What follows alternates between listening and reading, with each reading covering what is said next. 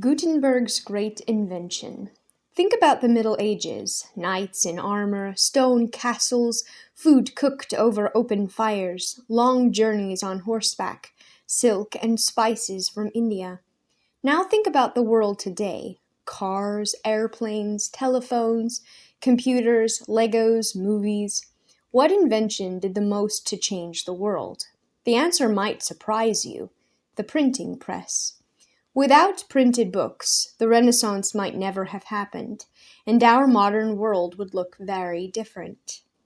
Before the printing press was invented, books were written by hand. Do you remember reading about the medieval monks who copied out manuscripts in their monasteries? They had to make paper called parchment out of animal skins. Then they had to mix up ink, sharpen a feather into a pen, and write out each letter of each book.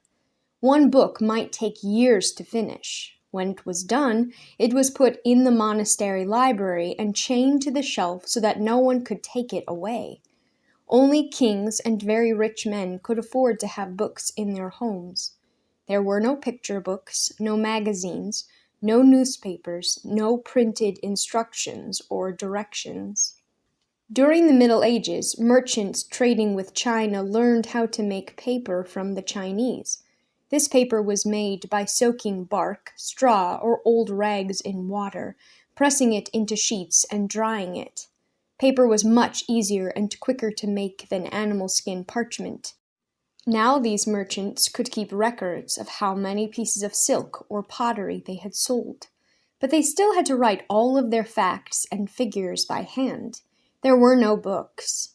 Imagine for a moment that you live in a world without printed books, instructions, or directions. You want to play a new board game that came with 5 different sets of playing pieces, a spinner, 2 dice, 1 black and 1 yellow, and a funny metal chain with triangular links. And there are no instructions. How will you figure out what to do with all of those game parts?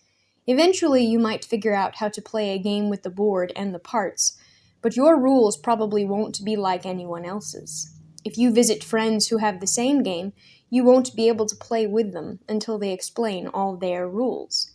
Pretend that you're a scientist who wants to study the stars, but you don't know what other scientists have already discovered about the stars because you don't have any science books. All you have are your eyes and the sky.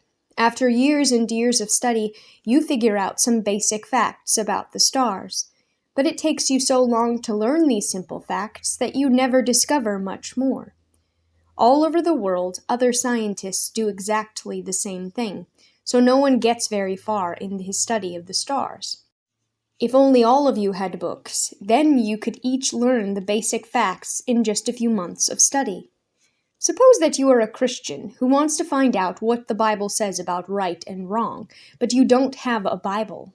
There's a huge Bible chained to the pulpit of the church in your village, but it's written in a language you can't read. So you ask your priest what the Bible says. He doesn't read very well either, so he tells you what his priest told him years ago when he asked the same question. He might be right, or he might be wrong. That's what life was like in Europe during the Middle Ages. Because there were so few books, scientists didn't make very many new discoveries. Historians couldn't find out much about the past. Doctors knew very little about the human body, and Christians had to find out what the Bible said by asking their priests. They had to trust their priests to give them the right information. Then everything changed. A young man in Germany, the country of Martin Luther, was learning how to be a goldsmith. His name was Johannes Gutenberg. As he melted his gold and silver and poured the metal into molds, Johannes Gutenberg began to wonder whether he could also mold letters out of metal. He thought to himself, I could fit the letters together to form a metal page.